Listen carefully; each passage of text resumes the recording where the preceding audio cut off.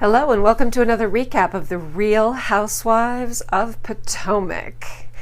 We're on season 5, episode 13, no-shows and showdowns. Well, we jump right in with Juan and Giselle buying Robin's ring, or at least looking for Robin's ring. He's looking for a morganite for her because I guess apparently there's something having to do with morganite and eternity. Isn't that the same with diamonds? That diamonds are forever?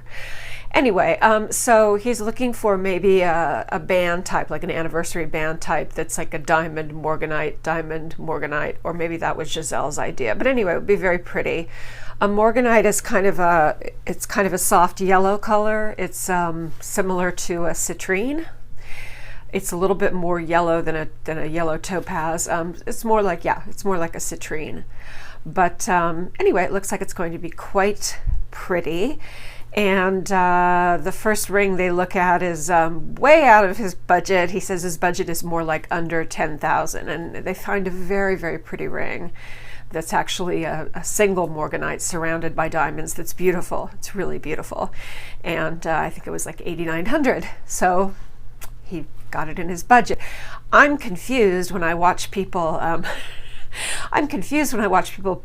shop for jewelry on shows like this, because that's not the way I shop for jewelry. Usually when it's my husband and I go somewhere, it's a store with somebody that he knows, or there's a connection.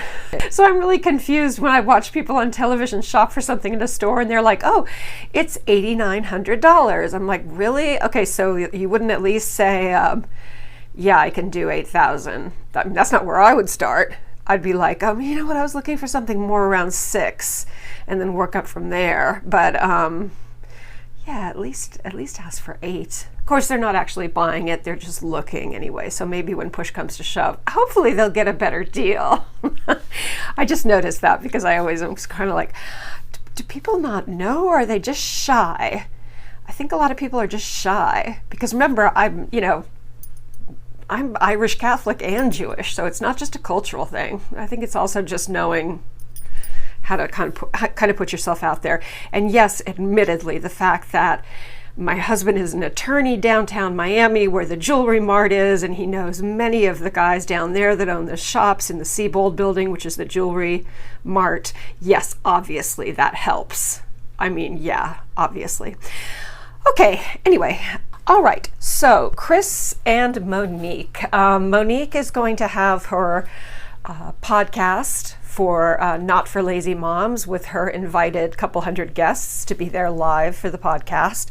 Her topic is Redefine Me.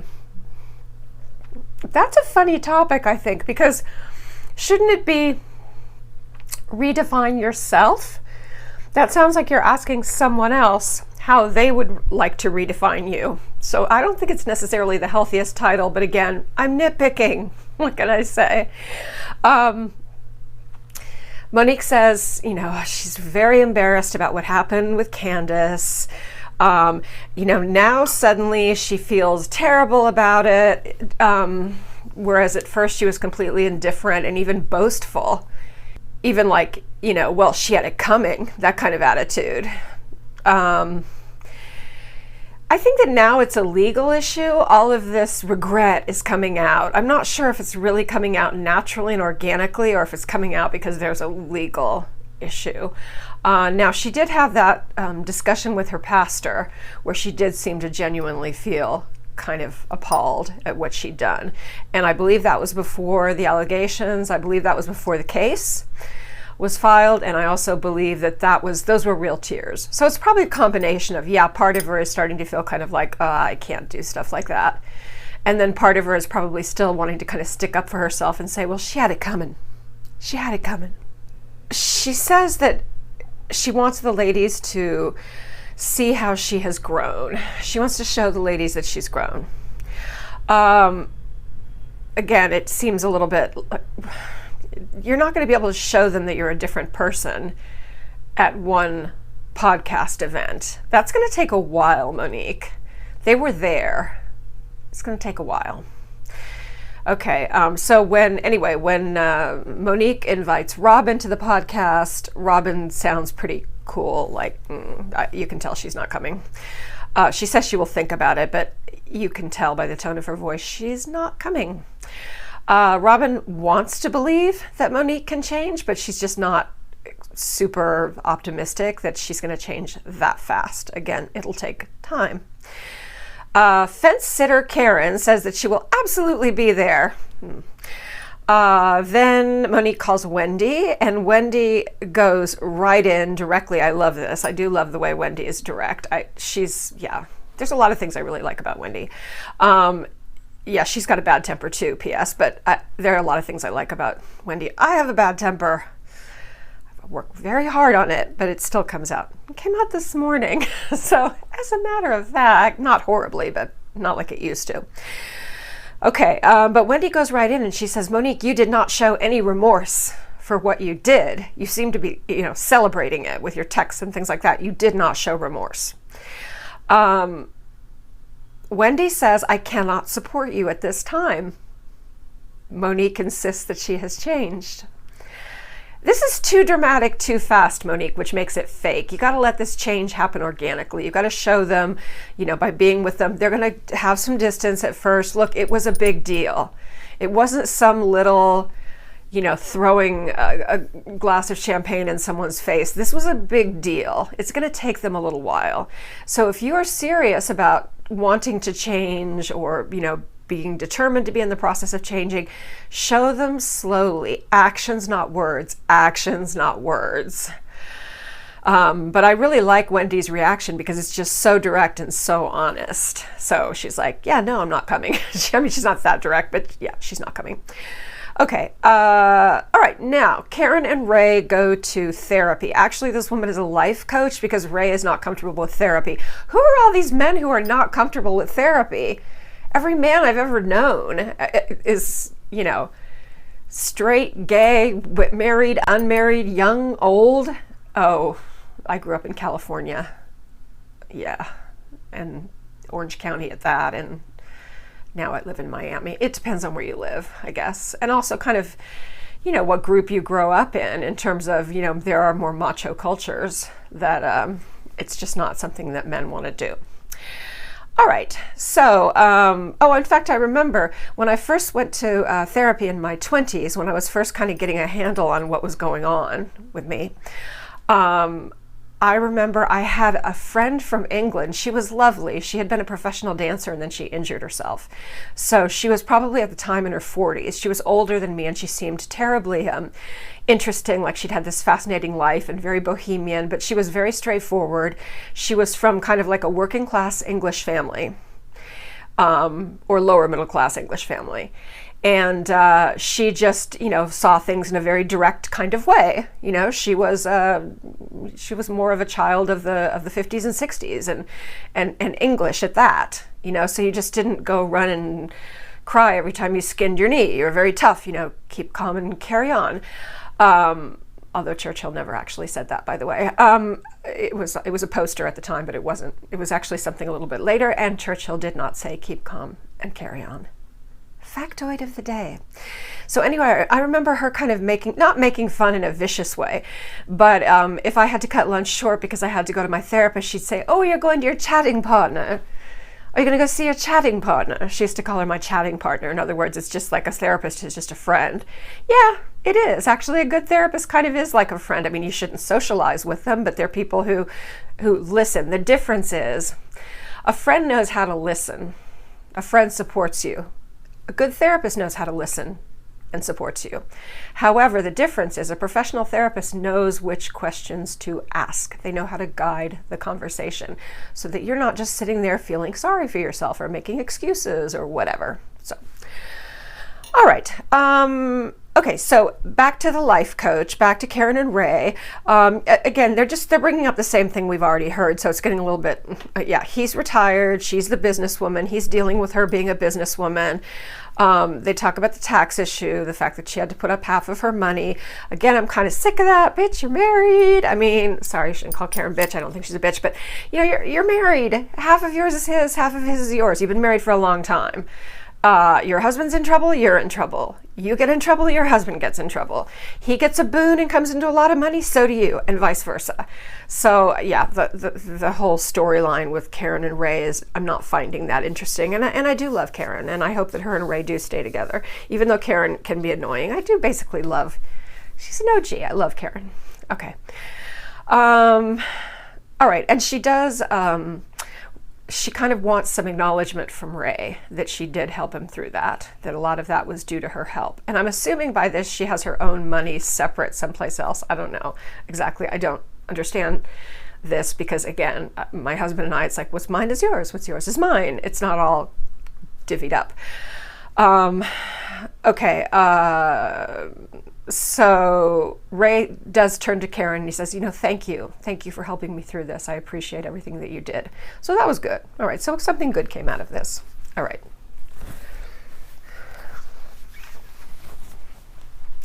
All right, now we're over at Wendy's house and Eddie is playing with the boys. He's so cute. Eddie is just adorable. He has a lovely smile. He has a lovely, warm, open face. You just know he's a nice guy. There's no like deep secrets about this guy and he's going to turn out to be whatever. I just really like him. Oh, please, please, please, please don't let me be wrong. He's just, yeah, I think he's kind of adorable. And I love the way he is. I love the way he is with the kids. Okay, so Wendy is inviting the ladies to another event, which is Wine with Wendy. All except Monique. She will not be inviting Monique, perhaps in the future, but she will not be inviting Monique. And basically this is an event where they're going to get together. They're going to have a little soul food, some good wine, and a lovely restaurant. And it's going to be women of color talking about elections and Black women's power specifically. And of course, they're also going to end up talking about, Black Lives Matter, but mostly this is about Black women's empowerment or the empowerment of women of color. So that's great that she's doing that, and she's using her moderator, she's using her kind of, an MSNBC talking head hat where she can kind of drive the conversation, lead the conversation, and get the ladies talking. So that's cool. I would have liked to go with that. I would have liked to have been invited. I guess I can't be anything other than white as the giant bowl of white bread dough, but anyway. Okay, so Candace and Karen are not doing well. It's kind of interesting because Candace and Karen there decide they're going to have a little talk, which we'll come to in a minute, because Candace feels like Karen always sticks up for Monique. And it's funny because Monique feels like she's a little bit too much with Candace. So that's what you get when you sit on the fence. You don't end up making anybody happy. Except I guess yourself, which is the important thing. Maybe that's really how she feels, is a little bit of both, a little bit in the middle, which is her right. Sometimes you do feel in the middle. You don't feel like this side or that side. You feel like, no, I really am in the middle. And that might be where Karen is. Okay, so Wendy asks how Candace is doing, and she says she has panic attacks. She mentions that, Monique keeps sponsoring these attacks on social media against Candace. I don't know if she's sponsoring the attacks, but what she's doing that is really childish and seriously needs to stop. Hopefully it has stopped by now, in the timing of the show, is that every time someone puts, like a flexed arm emoji and like, knock her out, you can get her, those kind of things, Monique keeps liking it. Or like, face with a little kiss, that kind of thing. No, she needs to be letting that stuff go. Okay, now my cat is on my computer, and that is not a good place for him. And I have a glass of wine. So, no. Okay. I love Momo. He's my spirit animal, but he can't be there. The whole thing about Karen trying to be in the middle does have one big problem, which Monique soon learns, and that's that Karen said when they were down in Surrey for Karen's homecoming, Karen said, oh, if it were me, I would definitely press charges. I would press charges against Monique for what she did to Candace. So, yeah. All right. Now, Giselle and Jamal, she's driving him to the airport. She says she's tired of the long distance. I bet he's not. Is that bad of me? I just know his history, folks. I know his history. Jamal was like, but honey, you were the one who wanted to keep your safe space. You didn't want me to get too close and come in too, much with the girls. So we were taking this a little bit carefully. And Giselle said, yeah, but now effectively we are together. Even though we live in separate cities, we're seeing each other all the time.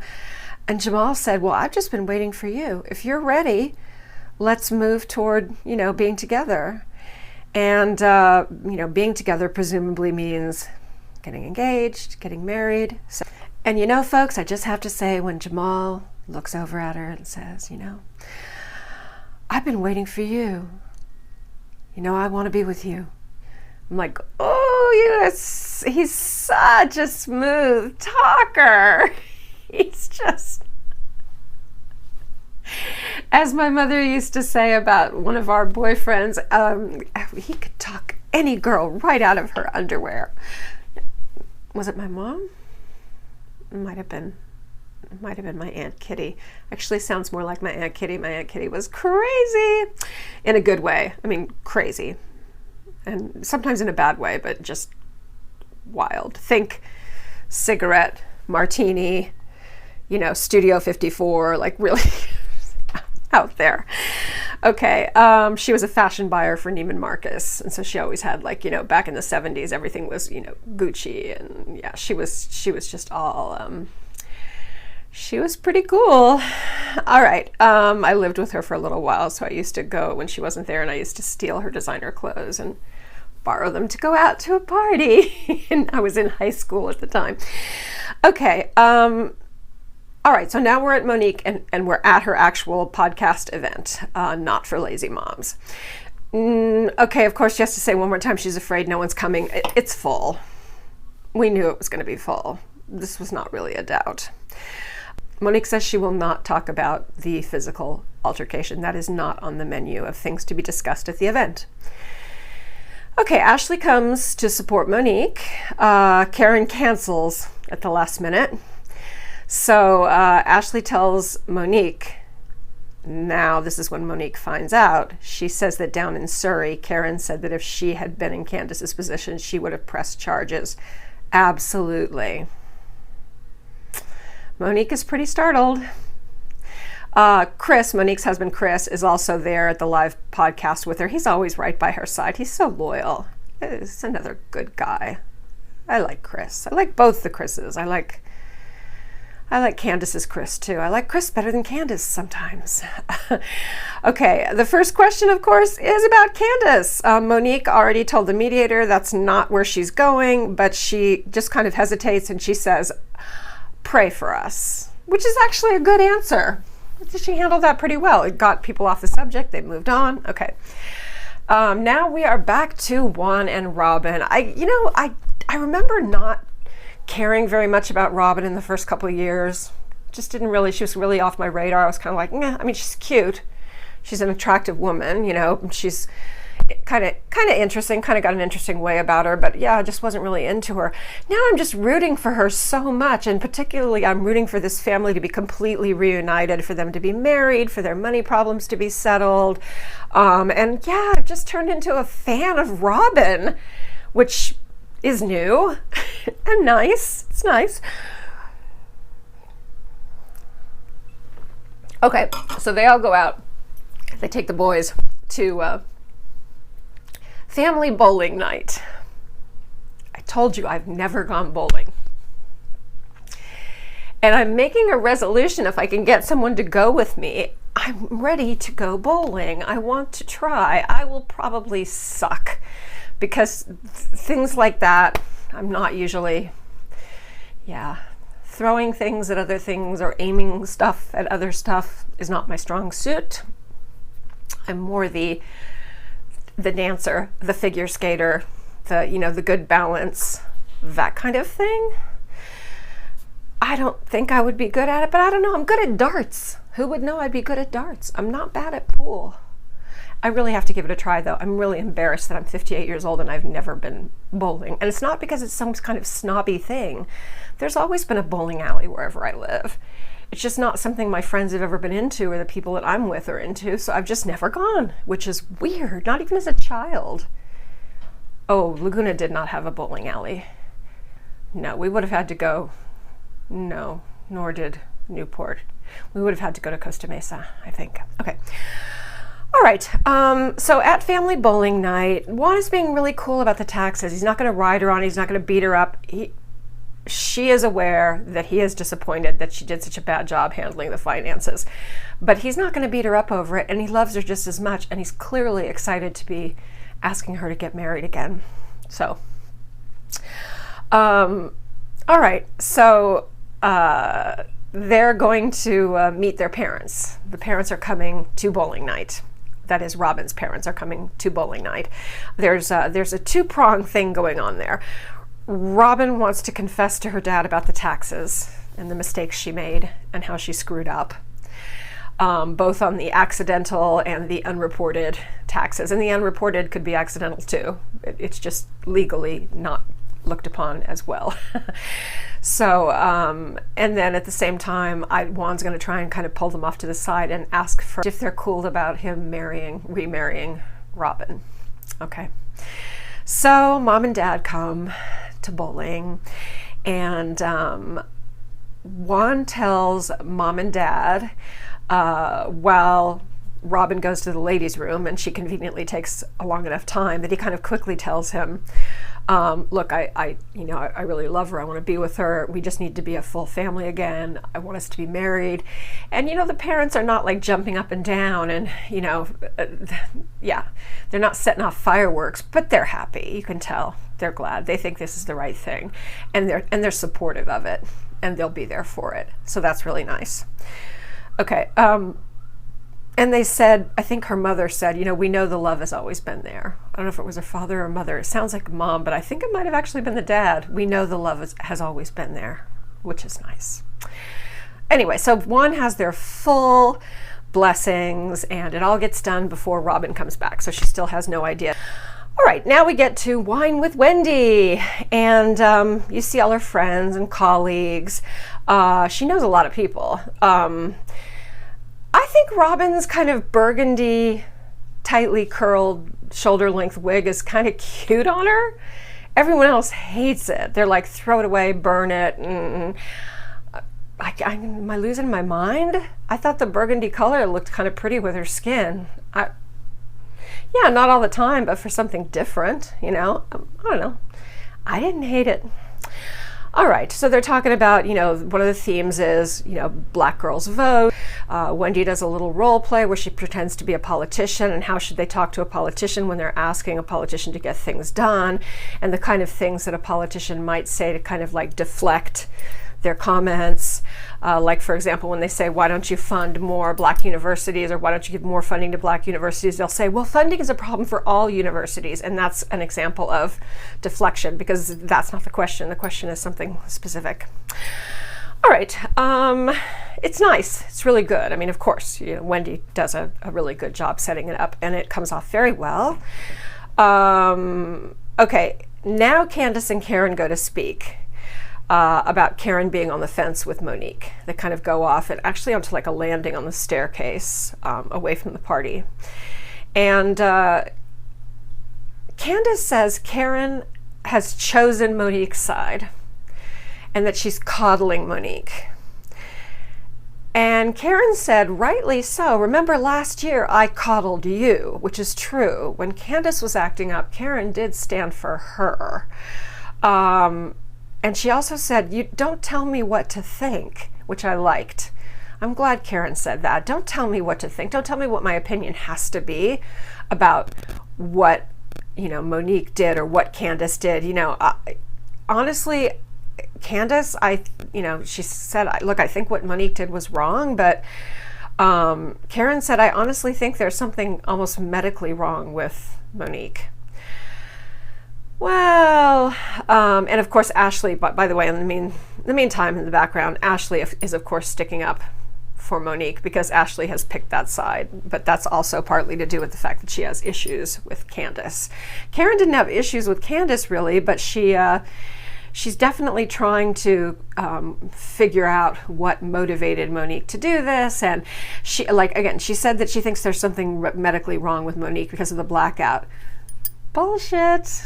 we're not going to go over that again. I told you how I felt about that. Yeah, she said she was blacked out, but then she had all of this kind of like, the wherewithal to come up with her, just let me go, please let me go, very calmly, so that she could then go run after Candace and say, I'm going to kill you, I'm going to kill you. So yeah, no. Then Karen does say she buys the blackout. I don't know if she really does or not. I don't know why she's trying to give Monique this chance, but you know what? That's her right. Candace is right. You can't tell her what to think about Monique. You can't tell her what to think, period. Wendy basically holds everybody accountable. She does think Candace is an instigator, but of course, mostly no, this is on Monique. Karen will not abandon Monique, and she's certainly not going to abandon Monique for Candace telling her that I want you to think this way about the situation. Karen is now really angry, and of course, Candace is very, very disappointed with Karen. Okay, so that's basically where we stand at the end of this episode. And I will be with you shortly for the next Housewives of Orange County. And again for Potomac. And then remember, November 11th, we have Salt Lake City, which I'm going to give it a try. Let's see. I'll watch it probably for a few weeks because you can't really tell anything from the first episode or two. So I will definitely give it a try, and it might surprise me. But anyway, I hope that you enjoyed that recap, and I, as always, love it when you join me. Thank you very much. And remember, things are not great out there in terms of Miss Rona, so please be very careful. If you haven't already voted, make sure that you get to it. And while you're at it, bring 3 of your friends, because no matter where you stand, I think we can all agree on one thing. This is the most important election in living memory. I'm going to say yes, in living memory. So, as usual, be good, but not too good. Love you guys. Bye.